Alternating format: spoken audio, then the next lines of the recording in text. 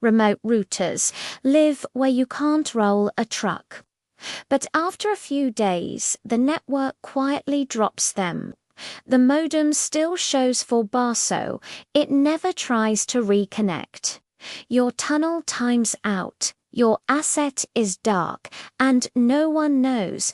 Sending a tech costs hundreds and a full day of downtime. Ping Reboot gives the router its own heartbeat.